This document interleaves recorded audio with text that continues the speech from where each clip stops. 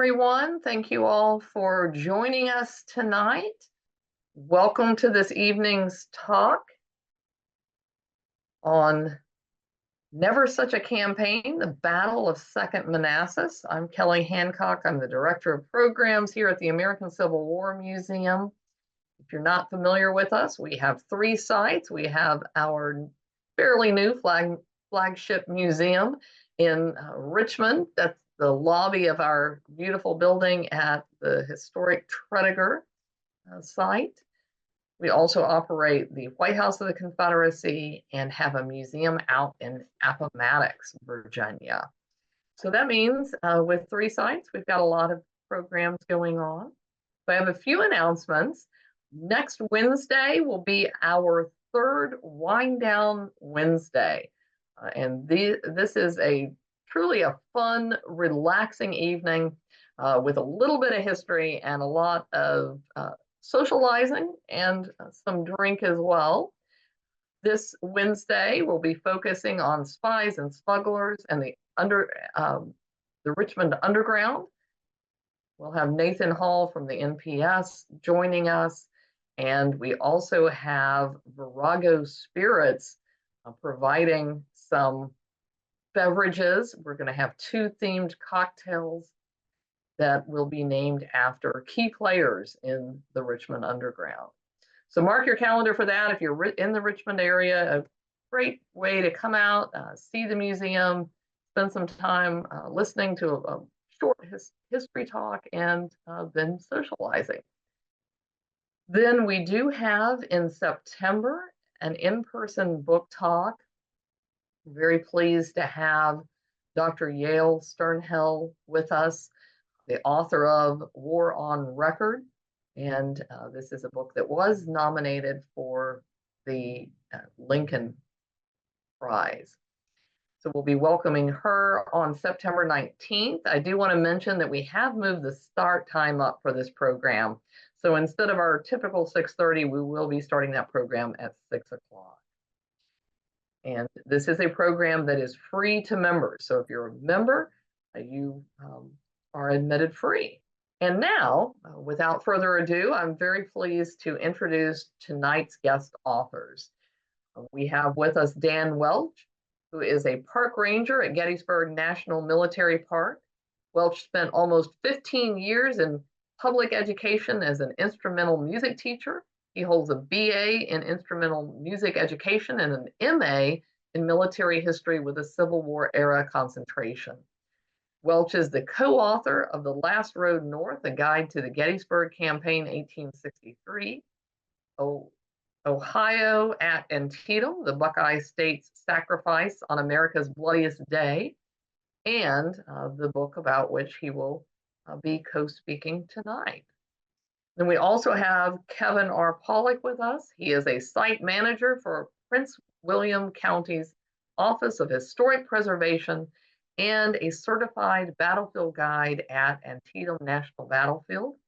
He previously worked as a park ranger at Harper's Ferry National Historical Park. Kevin is the author of 4 books about the American Civil War, including To Hazard All, a guide to the Maryland Campaign 1862, which is part of the Emerging Civil War series. So we are pleased to welcome our guest authors. So with that, I will unpin myself and turn the screen over to you all. There we go. All right, perfect. Thank you, Kelly. And thank you all for coming out to join us this evening from all across the United States, which is always great to see. For Dan and my talk on a topic that we have spent now, gosh, I guess many years poring over, this very intriguing campaign and battle in August of 1862, of course, the Battle of Second Manassas and the Second Manassas campaign, that we think very often gets overlooked, unfortunately. Probably a lot of reasons why that is, which we'd be more than happy to get into in the Q&A session. But just to give everybody an idea of what we're going to do tonight, we are going to try to give you the entirety of the Second Manassas campaign in a matter of about 45 minutes, which is no easy task. But Dan and I have done this book talk a few times, and I think we've got it down pretty close. So we'll get as close as we possibly can. But I'll start off with the campaign itself. We're going to divide the talk just as Dan and I divided the book. when writing it. I'll cover the campaign, everything leading up to the battle itself, and then Dan is going to dive into the battle as well. And if there's time at the end, I'll talk a little bit about the aftermath. Also, the Second Manassas campaign, though, rages over the course of a few weeks in August of 1862. But where I want to start our story is on August 24th, so almost 162 years ago, 162 years and 2 days now, that we're coming up to the anniversary of this battle, and it's in a very important council of war or meeting between the Confederate High Command of the Army of Northern Virginia outside of a very small crossroads town south of the Rappahannock River known as Jeffersonton, Virginia. Dan, you can go ahead to the next one for me. This is a dramatization of what this meeting looked like. There is a lot of debate about exactly what happened at this meeting, what was said, who exactly was there. But as this painting shows, you can see, of course, the Army of Northern Virginia's commander, Robert E. Lee, to the left, on the left side of the painting, Stonewall Jackson standing opposite him. James Longstreet is sitting at the table with his back to us, and Jeb Stuart is looking up at Jackson as well. But this is very much one of those hinge moments in the Second Manassas campaign where everything hinged on really what was decided amongst these four men. And again, this open field, not within earshot of anybody outside of Jeffersonton. And what Robert E. Lee, Stonewall Jackson, James Longstreet, and Jeb Stuart were trying to decide was to figure out how to regain the initiative in the war in the Eastern Theater to ultimately try and achieve Confederate victory and Confederate independence in the summer of 1862. And so what they hatched upon was a bold plan to divide Lee's army in half, leaving about half of the army under James Longstreet's command on the south side of the Rappahannock River. The other half, under the command of Stonewall Jackson, would move early the next morning on August 25th. As you can see, that Jackson quote there at the top, "I will be moving within the hour to get around the Union Army of Virginia under the command of John Pope, and to try and break the impasse, the stalemate that had started between the two armies along the Rappahannock River, and try again to achieve overwhelming Confederate victory on the field of battle and in Northern Virginia at this point." So we'll talk more about what is leading up to this moment, but this is a very important piece of the Second Manassas campaign, and this is really where things start to get heated between the two armies along the Rappahannock River, and then ultimately back along the Orange and Alexandria Railroad toward Manassas Junction itself. So Dan, go ahead to the next one for me, please. So thinking about the big picture of the war, this is the situation in June, late June of 1862. You, of course, can see toward the bottom of the map that stars and bars, the Confederate flag representing Robert E. Lee's Army of Northern Virginia, with its back toward the Confederate capital at Richmond, facing off against the Union Army of the Potomac under the command of George McClellan following his Peninsula Campaign, which inched its way up the peninsula to within about 7 miles of Richmond itself. Of course, Robert E. Lee is famously going to lash out at George McClellan's Army of the Potomac beginning on June 26th, in what will kick off a series of battles that comes to be known as the 7 Days Battles. But on that very same day, the war in the Eastern Theater took a dramatic turn and a dramatic shift. And it's because on that very same day, you can see the other United States flag to the north, centered around Manassas Junction, about 25 miles southwest of the federal capital at Washington, D.C.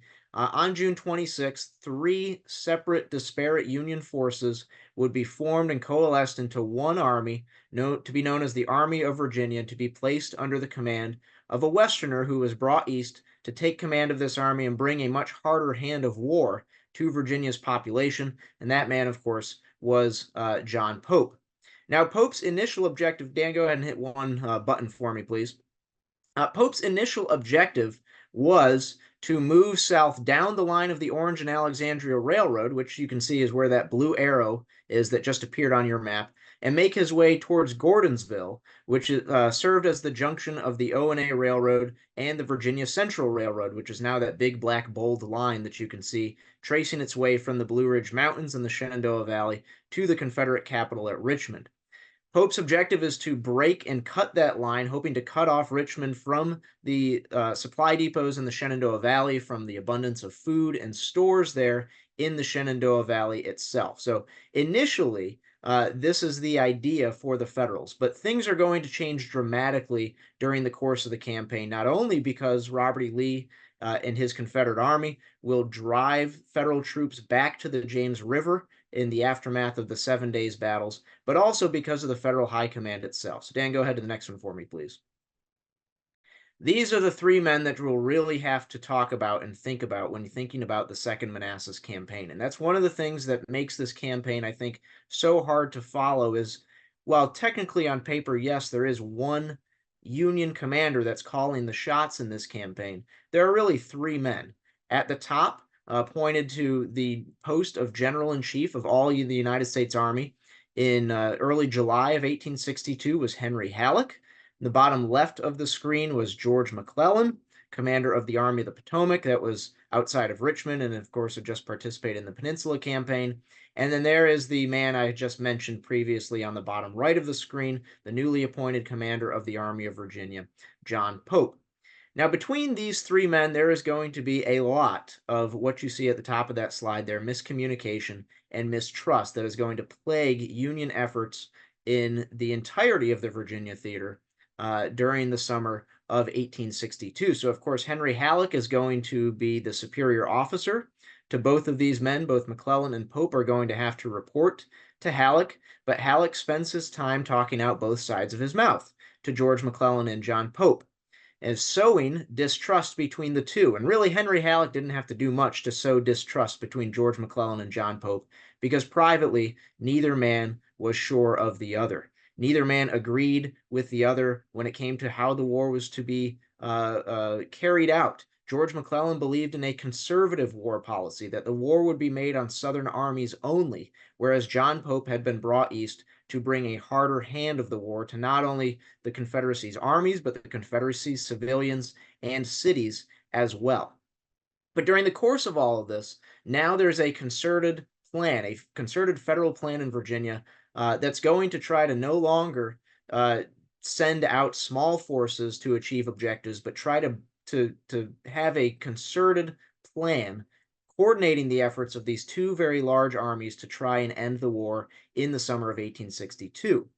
However, in the course of all this, again, Henry Halleck's going to be talking out both sides of his mouth. He's going to tell George McClellan that when the two armies, McClellan's Army of the Potomac and Pope's Army of Virginia, are brought together, that McClellan is going to be placed in command. Of course, both McClellan and Pope were very ambitious and did not want to lose their army commands. Meantime, Halleck is going to be giving John Pope the impression that when those two armies are put together, that Pope would supersede McClellan and that Halleck would take command of the forces in the field itself. So nobody is quite sure, at least everybody thinks they know what's actually going on. But even to this day, it's a little hard to figure out what exactly Henry Halleck was going to do should these two armies ultimately come together. And that would ultimately be the decision that he would make. So Dan, go ahead to the next slide for me. Following the 7 Days battles with the Federal campaign against Richmond on the Virginia Peninsula stalled, Henry Halleck decided that rather than operating against Richmond from two directions, to bring Pope's army and McClellan's army together. And of course, the debate became, do you bring Pope's army down to the Virginia Peninsula, or do you bring McClellan's army off the peninsula and up to join Pope in northern and central Virginia? Ultimately, George McClellan lost out on that argument. Dan, go ahead and hit the button for me. And McClellan's army was ordered off the peninsula, put on boats, and basically did the Peninsula Campaign in reverse to then move and join John Pope's Army of Virginia and bring these two Union armies together.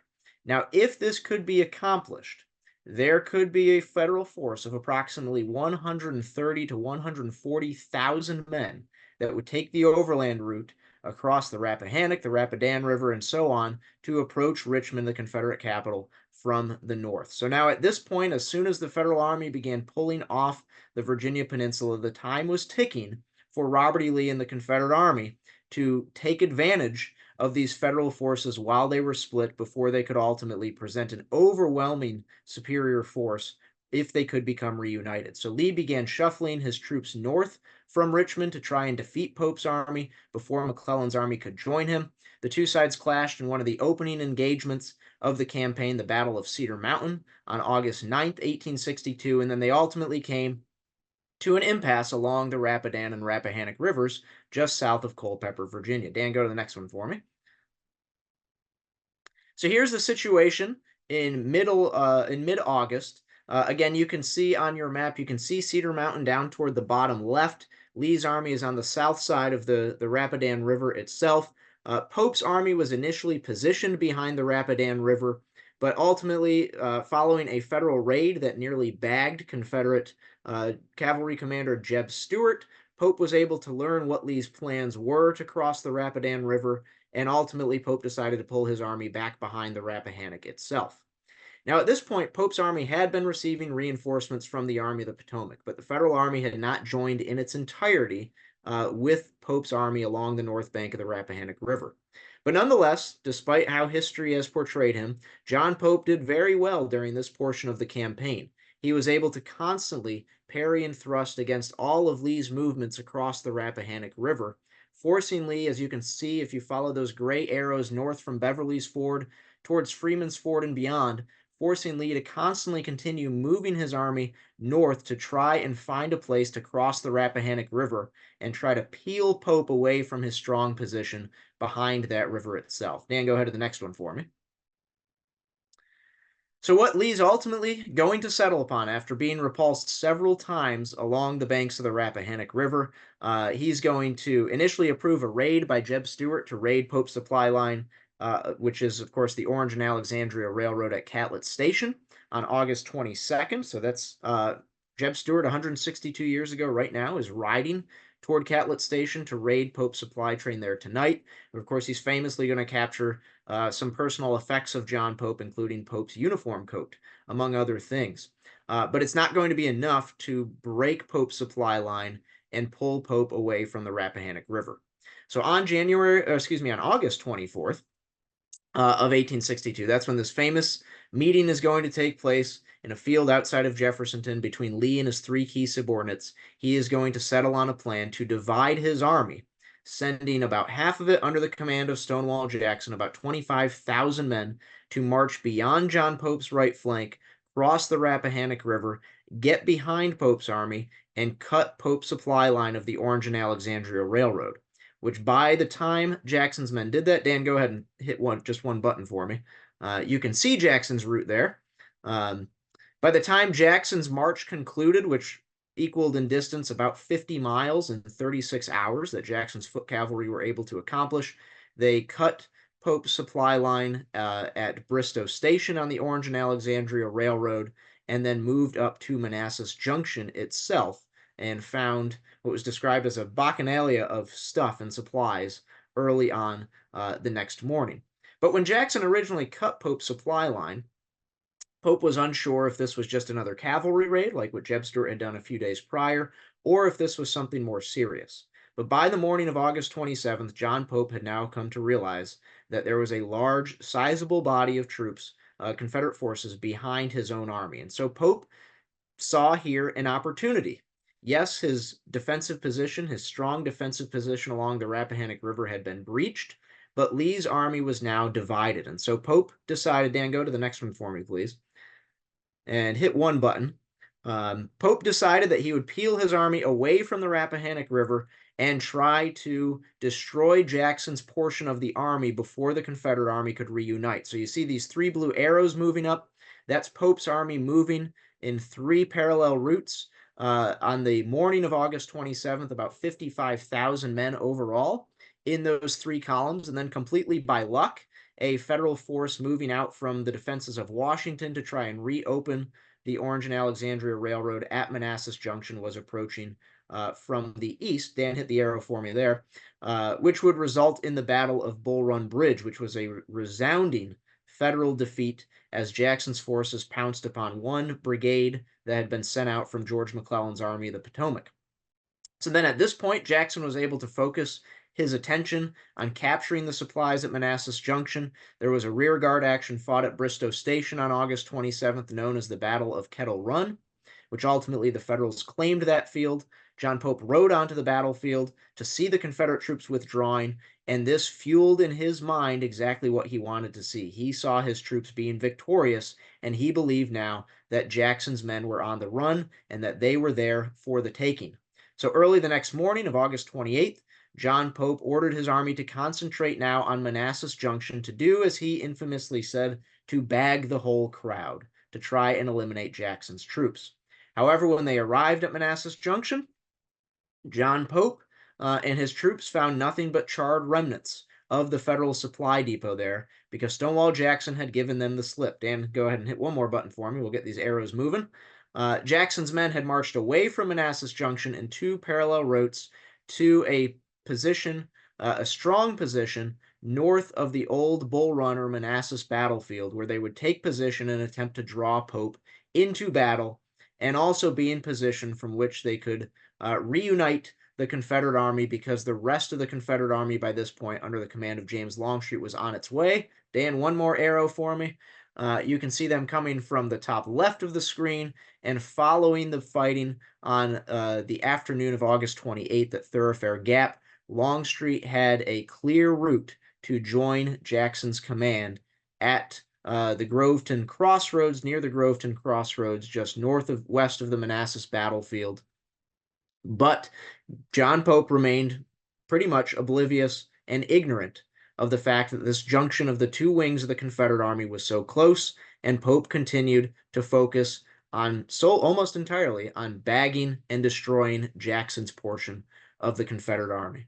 And that's where I'm going to have Dan pick up the story from here. So as Kevin mentioned, on the morning of August 28th, just soon after daylight, Jackson has decided to pull back to the west from his positions of the 27th and to go into a position around the Groveton and Sudley Springs area.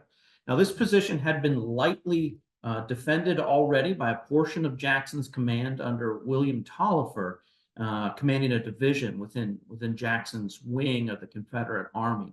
So Jackson decides after daylight on the morning of the 28th to concentrate all of his far-flung units here in this area. And you can see Jackson's line on the left of your screen. It's that dashed line that begins towards the center of that map on the left and runs up towards the top right of that map that you see as well. So Jackson has ordered his men to make their way to this position. And one of the challenges of understanding Jackson's position is that a part of Jackson's position is going to utilize an unfinished railroad, the Manassas Gap Railroad line. Construction had begun. They had already dug a lot of these cuts and gaps for the rail line to maneuver through this area when the business, the company, the private owners, if you will, that invested in this project had gone belly up and the line was never finished.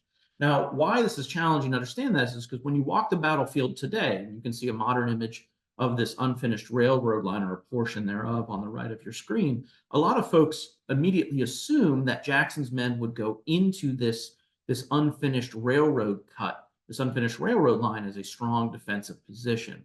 And in many cases along Jackson's line, that is not the case. Now, as Kevin mentioned, Jackson's position is defensively strong and has a lot going for it, but it is not invulnerable. It is not invulnerable. It has a number of issues, and particularly both ends of Jackson's line. Jackson's right flank is dangling in the air until the arrival of Longstreet's portion of the Army of Northern Virginia, and Jackson's left flank is not anchored on anything, any part of specifically strong terrain. So Jackson's flanks are a little weak. On the left of Jackson's line, this unfinished railroad position was not only generally lower, but it was also less wooded. So it puts Jackson's men right out in the open, unable to have any cover and concealment along other portions of the line. Additionally, on Jackson's right flank, not only is it not anchored on anything until Longstreet can arrive and join the two halves of the army together again, there is a road known as Pageland Lane that leads right into the right and rear of Jackson's position. On top of all that, you can see along that dashed line of Jackson's position all the woods in the area. That is going to hamper effective use of artillery that is with Jackson's wing of the Army of Northern Virginia. Again, Civil War weaponry, these are line of sight weapons, and deploying artillery effectively and utilizing them within these woodlots is nearly impossible. So he doesn't have effective use of his artillery. The railroad line itself becomes a problem for Jackson. The position that Jackson has gone into is on a high ridge. Unfortunately, the rail line is going to deviate from that ridge. And because of that, the consistent alignment of his portion of the Army of Northern Virginia is going to struggle with a consistent alignment. Last but not least, the railroad position itself, when Jackson does incorporate it within his line, troops are going to be placed behind that cut on the far side to your right in that image, or in some cases in front of the cut on the left side of that modern image as well. In some of these areas that Jackson utilizes the railroad cut are in much lower and more wide open ground, much more susceptible to a heavy assault. But this is Jackson's position throughout the day on August 28th. And as the day moves forward, that position is going to continue to solidify. Now, by mid-morning on the 28th, Jackson's command had gained valuable intelligence on the whereabouts of John Pope's army. A.P. Hill, part of Jackson's command, Jackson had ordered a halt on Hill's march towards Centerville, Virginia. He's now ordering Hill to backtrack and make his way to the numerous fords and crossings of the Bull Run itself.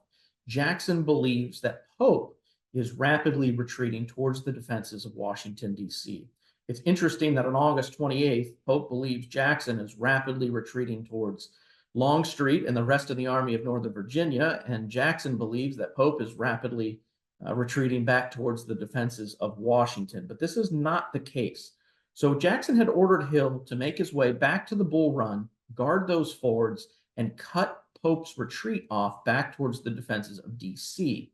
But unfortunately for Jackson, that plan is not going to work out, and Hill is going to basically violate Jackson's orders because Hill has received some intelligence, some dispatches between one of Pope's corps commanders, Irvin McDowell, as well as Pope himself. And these dispatches basically show the formation of the Army of Virginia and the line they are to take on the plains of Manassas. Pope is already moving on the 28th towards that area. So Hill decides to ignore Jackson's orders, and he's going to push along towards Jackson's position along this unfinished railroad line between Groveton and Sudley Springs. That's the first piece of intelligence that is going to play into the outcome of August 28th. The second piece of intelligence is received by Bradley Johnson, and you can see Bradley Johnson labeled there towards the top of that map. Bradley Johnson received some dispatches from Confederate cavalry that details battle formations that both Irvin McDowell's corps and Franz Sigel's corps, as well as John Reynolds' division of the Army of Virginia, is to take, not for an attack on the plains of Manassas, but rather Manassas Junction, where Pope believes Jackson to be located on the 28th. So Bradley Johnson forwards that intelligence along to Jackson. And now for the first time, by mid-morning of the 28th, Jackson realizes that Pope is not retreating towards the defenses of Washington, D.C., but that Pope is pursuing Jackson and his movements. And this is going to place a little bit of stress on Jackson.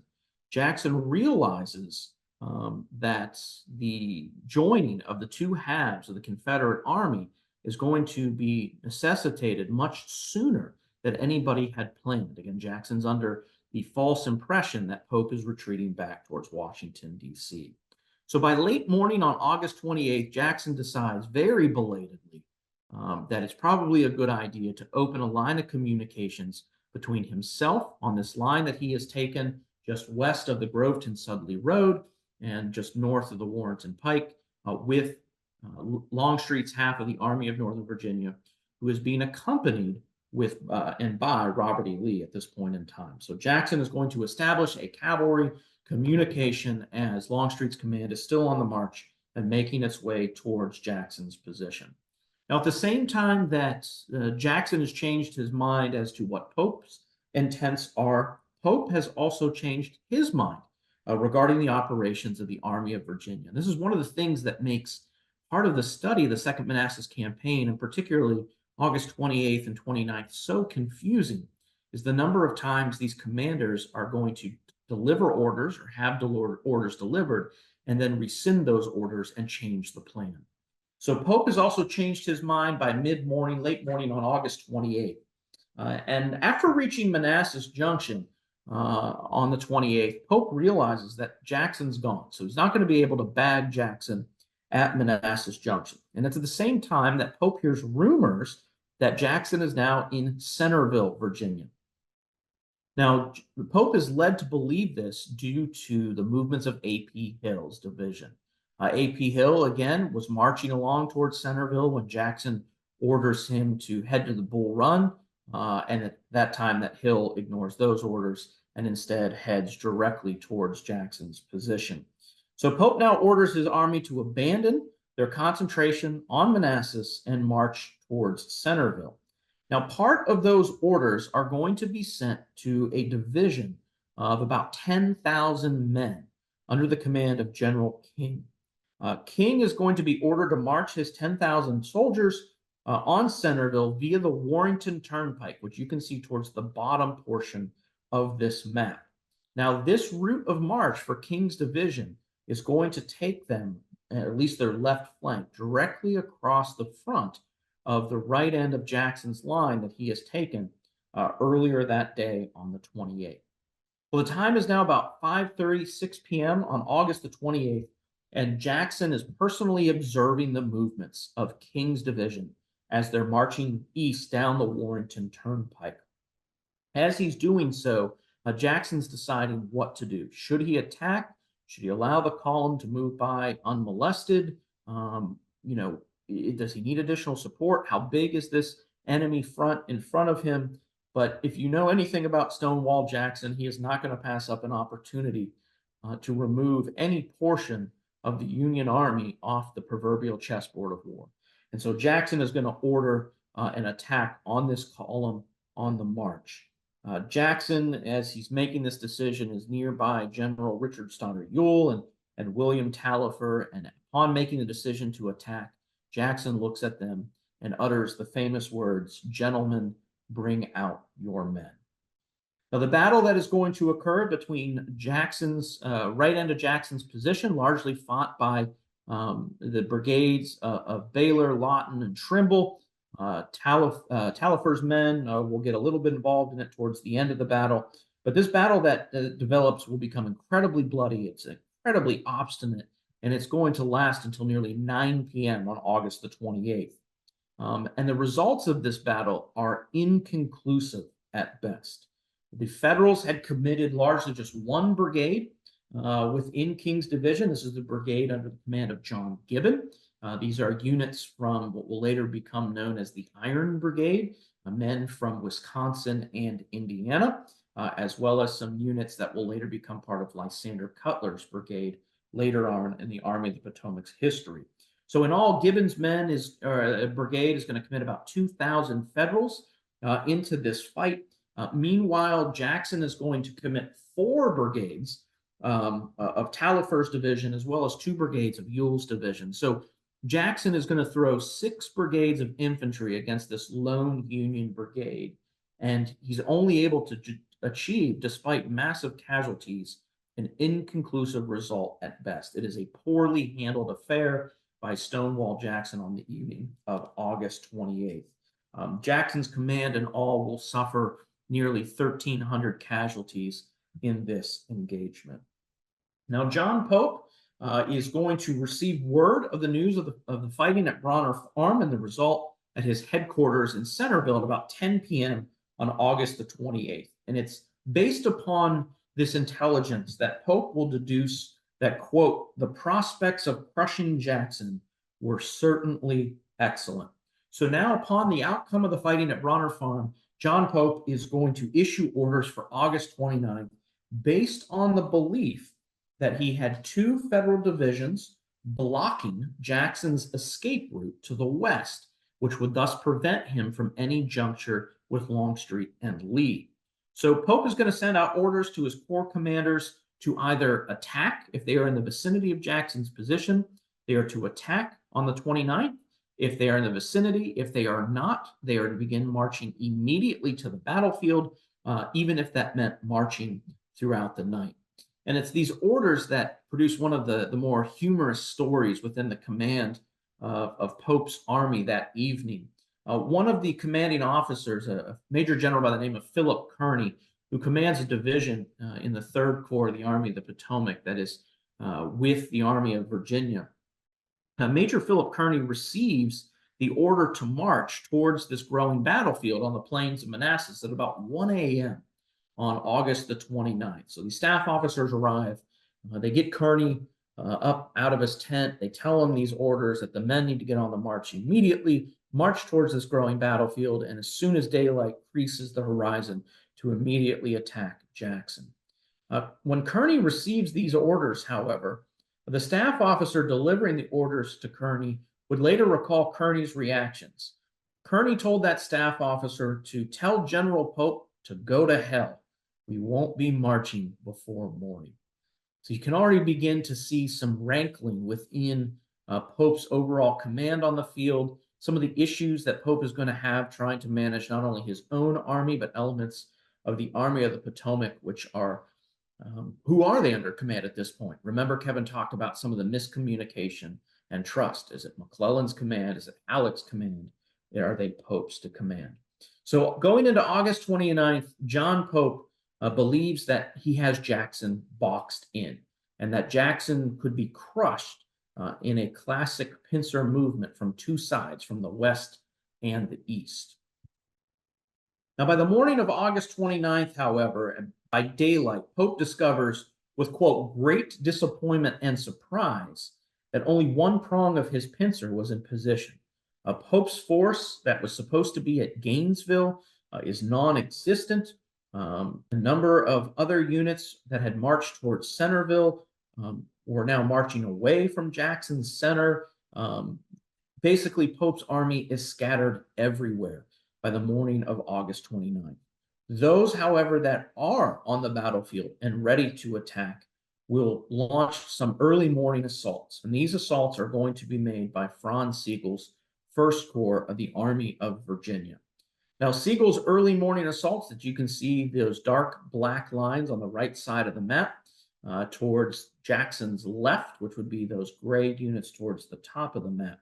Those assaults had an immense difficulty making their attack towards Jackson's position. And you can see the terrain they're going to struggle with.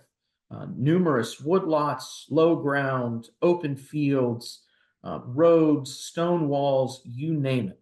So the attacks are really struggling to maintain a uniformity as they make it towards Jackson's position. In addition to that, Franz Sigel that morning, as well as John Pope, have very little intelligence into exactly where Jackson's men are opposite their position. So to be able to find Jackson's line and effectively attack it, Franz Sigel's men are going to have to fan out and find Jackson's line as they're making the assault itself. This early morning assault begins about 7:30 that morning. By 10 a.m., it has been an utter failure for Franz Sigel. He's got nothing to show for all the casualties that this attack has rendered. Now, Sigel doesn't give up, and Franz Sigel pictured there on the left of your screen. Sigel does not give up.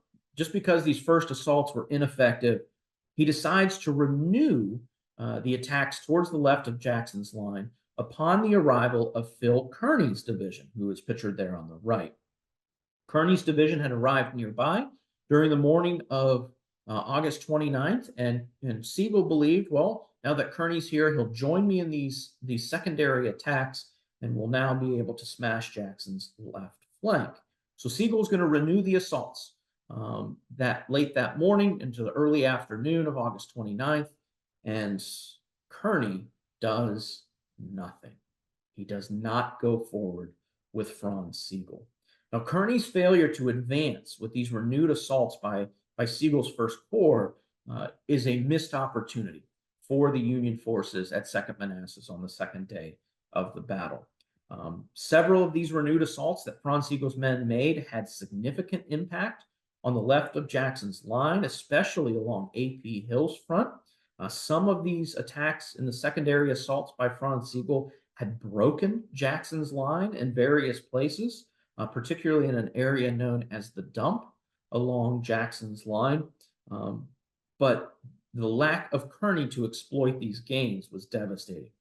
Both participants in the fighting in the Union Army that morning and historians ever since have contended that had Kearny advanced with Sigel, Jackson may have been forced out of this strong position.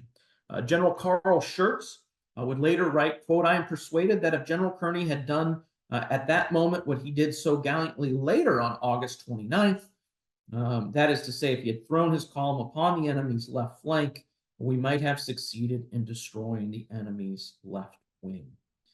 Historian A. Wilson Green would later argue one possibility that Kearny doesn't go forward with Franz Sigel is that Kearny was indulging in a bitter grudge nurtured against Sigel.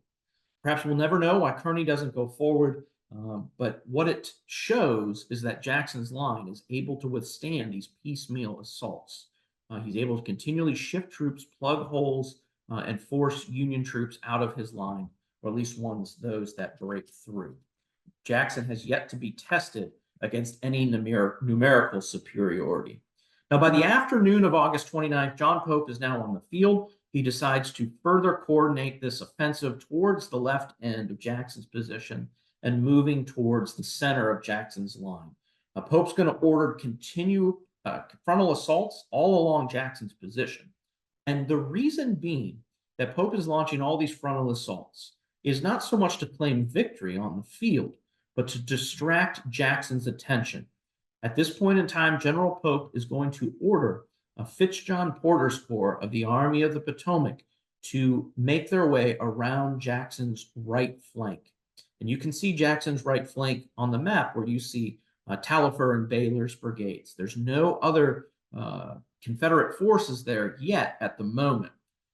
Unfortunately, as the day wears on and these attacks are developing, General Longstreet's wing of the Army of Northern Virginia arrives on Jackson's right flank, as well as Robert E. Lee arrives to the battlefield. Fitz-John Porter, and we can contest maybe in the Q&A portion exactly what's going wrong with Fitz-John Porter on August 29th and the 30th, but is unable to get into that position. He reports that Longstreet is on the field, but John Pope, for whatever reason, will become delusional regarding the arrival of Longstreet and the lack of Porter being able to physically get around Jackson's right flank. So these attacks are going to go forward all afternoon on August the 29th. There'll be more breakthroughs along Jackson's line, and Pope is still holding out for Fitz-John Porter to be able to get around Jackson's right flank. But by the end of all these individual assaults made all along Jackson's line, oftentimes the Confederates would counterattack, chasing these Yankees back across these fields, back to their starting locations where they had launched their attacks from. Even by the late afternoon of August 29th, all of this spent blood has yet to push Jackson out of position for any extended period of time. So by the end of the day of August 29th, Phil Kearny's division will finally go forward, a case of a little too late. By the afternoon of August 29th, Jackson's line is still holding following these latest attacks that afternoon. Now, as the fighting comes to a conclusion on August 29th, by the morning of August 30th, Generals Lee, Longstreet, and Jackson believe that no further attacks are going to come against them in this position that they have occupied. So Lee begins issuing orders to Longstreet and Jackson in the event that no attack comes that day. If there's no attack from Pope's army, Stonewall Jackson is to abandon his position after dark and return to maneuver instead of tactics and fighting and hard fighting, and to march around the Union Army's right flank, essentially cutting off John Pope and his army from the defenses of Washington, D.C. Meanwhile, if Pope's army does not oblige to attack on the 30th, General Longstreet would be ordered to create a diversion along the front of Pope's army while Jackson made this turning movement yet again, just one in a long line of turning movements that Jackson has performed throughout the month of August. To Jackson, Longstreet, and Lee's surprise, however, Pope was not done with his assaults on the plains of Manassas.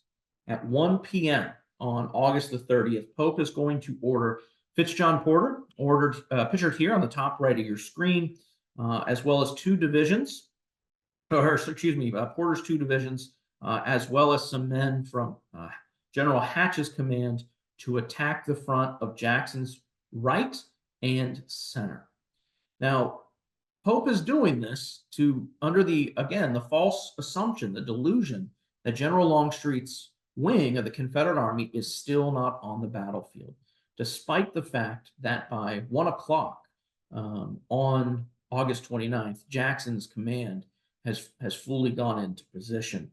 So it's now 1 o'clock on the afternoon of August 30th. Pope orders Porter into this assault. He is not going to provide Porter with any additional troops to go into the attack. He's not going to provide Porter any diversions elsewhere along the Confederate line. And furthermore, if Porter's attack is successful, Pope's plan extends no further than this. So there's no follow-up. If Porter is successful in this assault, what's he supposed to do next? Now, Porter's attack is going to take nearly 2 hours to get organized and off the ground. Nearly 10,000 Union soldiers are going to be put into position as the terrain and woods along the line is going to pose a significant obstacle. In addition to not having any further supports, no diversions, Porter is not going to have a massive amount of artillery to support his assault. Porter's attack will finally go forward at about 3 p.m.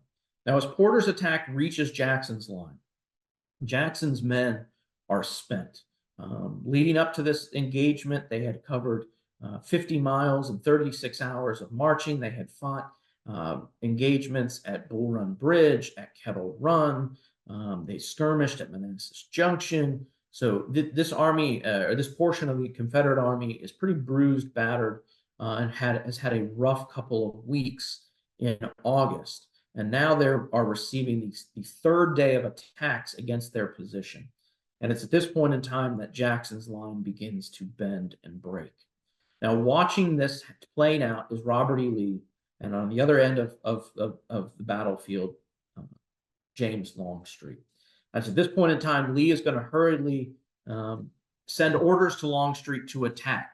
Porter's assault has exposed his left flank and rear to Longstreet's men, and Longstreet, before he even receives the order from Lee, sees that same opportunity and immediately seizes that opportunity, and he orders a massive attack towards the left of Porter's men and towards the Army of Virginia and the elements of the Army of the Potomac on the field. You can see this assault that Longstreet is going to amass and the sheer number of units that Longstreet's going to hurl into this battle. This attack is going to make its way eastward down the Warrenton Turnpike, both north and south of the Turnpike as well. And Longstreet's objective for this massive assault is to reach Henry House Hill, pictured there on the right, top right of the map itself. So, famously known from the Battle of First Manassas. If Longstreet can get to Henry House Hill, Longstreet can cut off Pope's line of retreat along the Warrenton Turnpike over the Stone Bridge towards the defenses of Washington, D.C. If Longstreet can get there, he can literally chop Pope's army in half and remove a huge chunk of the Union fighting forces outside of Washington in one fell swoop. Longstreet's attack is furious. They are going to see severe fighting around Chin Ridge. You can see Chin Ridge there towards the middle of the map. Severe fighting there. It's going to hold up a lot of Longstreet's units. It's going to suck a lot of Longstreet's reinforcements into the fight at Chin Ridge. But finally, Longstreet's men will reach the Manassas-Sudley Road. And you can see how they're going to be engaged along that road on the late afternoon, early evening of August the 30th. Fortunately, Irvin McDowell kind of wakes up at this point in time, and as Longstreet's men are being held up at Chin Ridge, Irvin McDowell is sending reinforcements down along the Manassas-Sudley Road to allow the rest of Pope's army to retreat eastward, as I mentioned, along the Warrenton Pike and the Stone Bridge. And as darkness falls on August 30th, it will bring a closure to the fighting, and Longstreet will fall short of capturing that objective at Henry House Hill. And hopefully, the following day on August 31st, the Confederate army can catch up with Pope's army and cut him off, bring him to battle one more time, and wipe his army off the chessboard of war before it reaches the heavily fortified city of Washington, D.C. So I'm going to turn it back to Kevin to finish up this campaign and the end result of it. All right, thank you, Dan. So we're going to fly through the end real quick, but it's basically already at the end. So following the Confederate victory, the massive victory over John Pope's Army of Virginia and some portions of the Army of the Potomac, on August 31st, Robert E. Lee is going to do what he hoped to do on August 30th that was cut off by Pope attacking him that day, and that would be to once again try and turn Pope's army, which was positioned at Centerville just on the east side of Bull Run, out of its position there and try to get between it and Washington. So Lee will send Jackson's wing of the army once again around Pope's army to try and cut off Pope's retreat route back to the defenses of Washington itself. On September 1st, Jackson will clash with the advanced portions of Pope's army as they're making their way back along what's now today basically modern Route 50 and Route 29 back toward Washington. They will clash at Chantilly or Ox Hill. There's very little left of this battlefield today in very urban Fairfax County, unfortunately. But it's going to be a pretty severe clash, over 2,000 casualties between the two sides. The deaths of two Union generals, Phil Kearny there, whom Dan talked about in the actions on August 29th, and the 9th Corps Division Commander Isaac Stevens as well will be killed in the action. And really, it's not going to serve much consequence for the battle or for the course of the campaign itself. Pope had established a very strong line at a crossroads town called Germantown, which is just off the right side of your map, that had really secured his line of withdrawal back to the defenses of Washington itself. And so as the Federal Army began pulling back behind those defenses, John Pope, who at this point was, as you might imagine, well nigh exhausted from being on campaign for nearly one entire month, and just had his army severely thrashed on the plains of Manassas as well. He's going to be greeted on September 2nd by George McClellan and learn that Pope's forces are to fall under George McClellan's command, ultimately behind the defenses of Washington. So this is going to fully surrender the initiative in the eastern theater of the war to the Confederate Army. And Robert E. Lee, believing now that the defenses of Washington were too strong for his army to besiege and attack and invest, is going to turn his attention not east toward Washington, but instead north toward the Potomac River and beyond it into Maryland to keep the initiative in the Confederacy's favor during the course of this campaign, and ultimately try and draw the Federal Army out from behind the defenses of Washington to defeat it north of the Potomac River to again try and achieve Confederate independence. And the next time that these two armies met on the field of battle north of the Potomac River, it would not be John Pope in command of that Union army, but instead the man who Pope had come east to replace, that had now replaced him once again, was George McClellan. And these two armies would clash over the course of a few days in western Maryland, of course, ultimately culminating in the bloodiest single-day battle of the American Civil War, the Battle of Antietam or Sharpsburg, fought on September 17th, just a few short weeks following one I would consider to be one of the darkest days of the Federal war effort, there suffered at Manassas on August 30th of 1862. So Dan and I want to thank you for taking some time out of your night to join us this evening. We'll be happy to take any questions as long as there is time for those, and we'd encourage you, if you're interested in this topic and would like a book that's a little bit quicker of a read than what Dan and I both consider to be the seminal work on this campaign, John Hennessy's Return to Bull Run, we'd encourage you to go over to our publisher's website, savisbeatty.com, where you can purchase a copy from there. And thank you, Kelly, for hosting us tonight. Yes, thank you. Thank you both. That was excellent. Lots of great information and kind of a blow by blow of the battle. And I know we do have some questions. So we'll jump right to those and see what we have from the audience. So Niels asked, why did Kearny neglect to move his corps forward to support Sigel's assault? I'll take that one, Kevin. I don't know if we'll ever get a 100% certain answer for that. Pretty much everyone at the rank of Major General in the Army of Virginia, and some of those in the elements of the Army of the Potomac that would fight in the battle, have varying opinions as to why Kearny does not engage or does not go immediately forward with Franz Sigel for that second round of assaults on the mid to late morning of August 29th. As you heard, I shared A. Wilson Green, a very noted Civil War historian. Green's opinion is that Kearny was nursing a grudge against Franz Sigel and basically was leaving Sigel out to dry during those second attacks. Another historian that's tackled Second Manassas, or a portion of the battle, a historian by the name of Scott Patchen, argues that Kearny was perhaps not as a effective commander as he could have been on August 29th in regards to controlling his troops on the march. Patchen will note that Kearny is going to arrive much later to the battlefield on the morning of the 29th than he should have, particularly based on the distance and how much time it takes for men in column to march.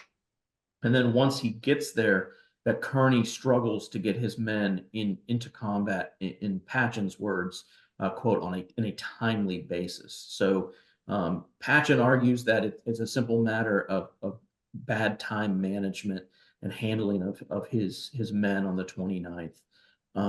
I'm not sure, as I mentioned, we'll ever have an exact answer, but I would agree with many of those in the ranks of the Union Army in the weeks and months after this battle that argue the impact that Kearny's assault with Sigel would have had, that it potentially would have ended this battle on the morning of the 29th, and it would have forced Lee, Longstreet, and Jackson to think of something else and take a new position.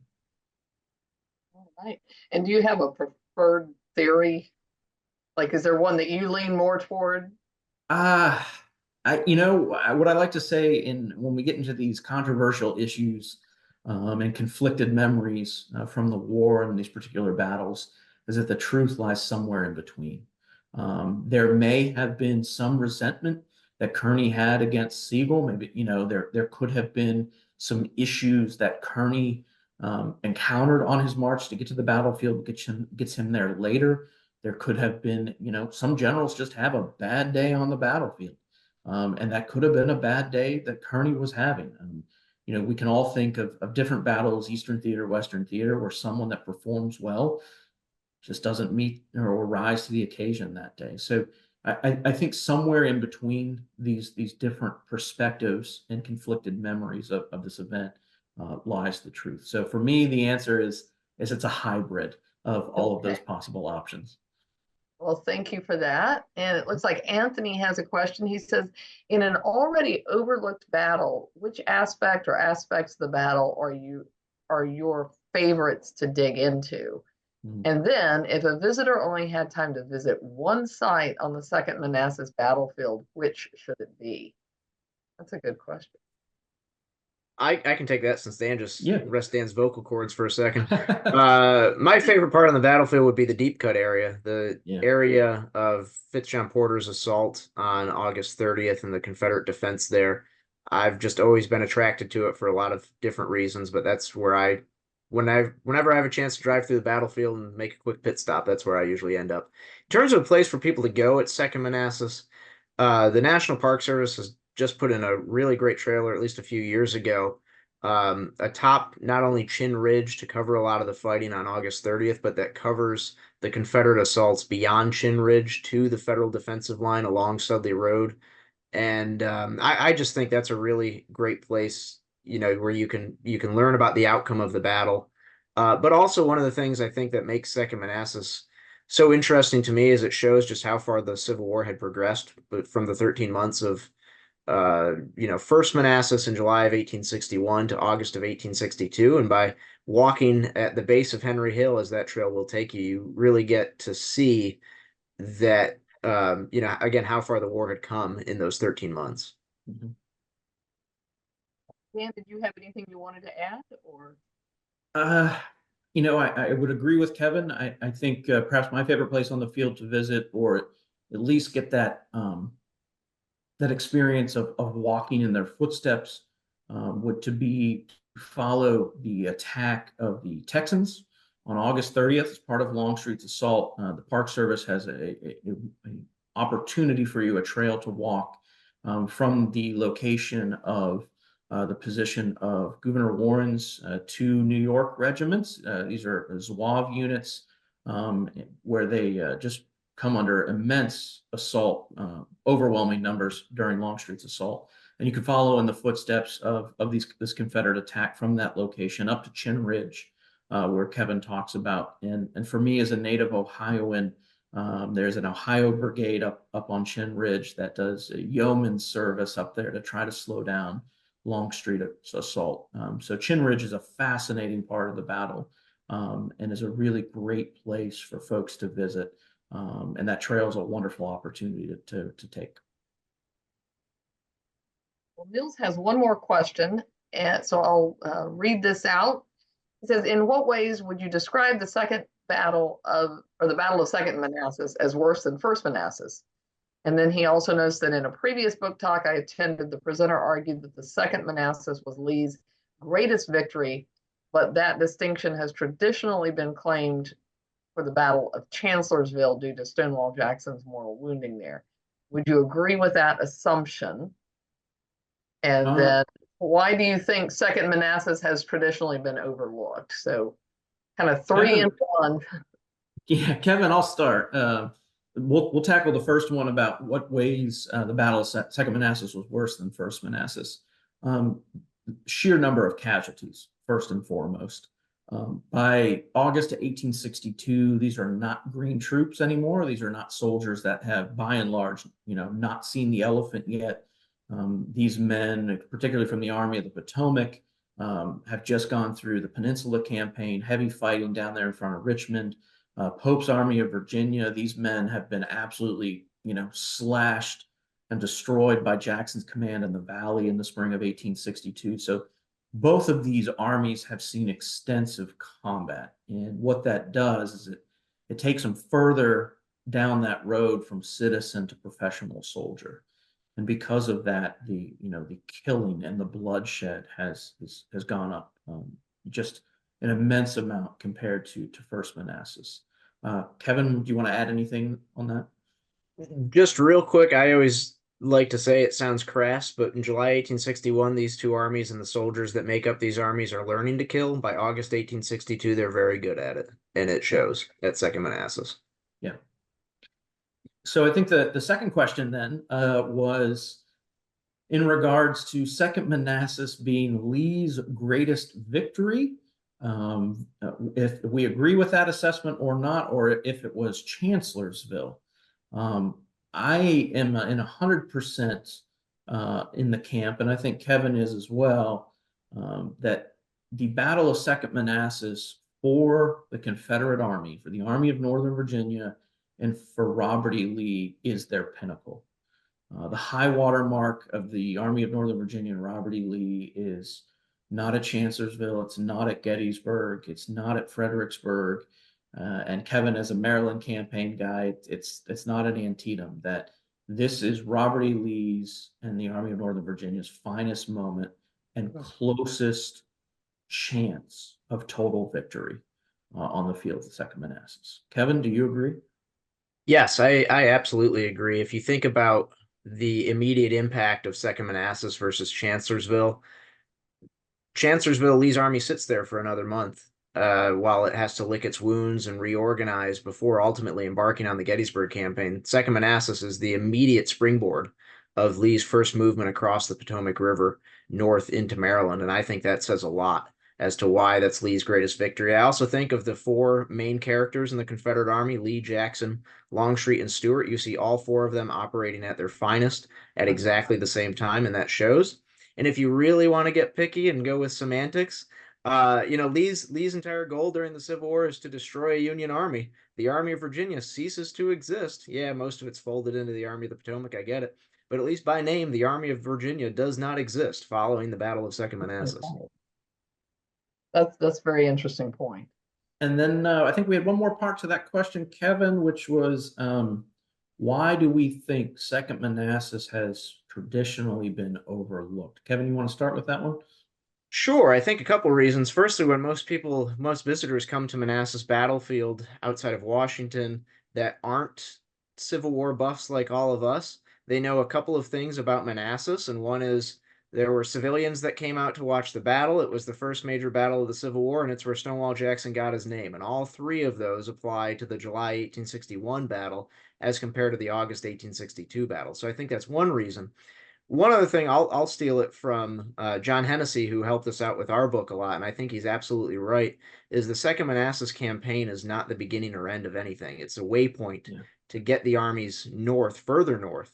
A lot of times, like you see with the Maryland campaign, the armies will fight and then they'll rest and reorganize for 6 weeks following that. It is very much the end of something. Second Manassas is not. It's just the continuation of something, and it's just another waypoint again, if you will, on the road north in the summer of 1862. So I think that's another reason.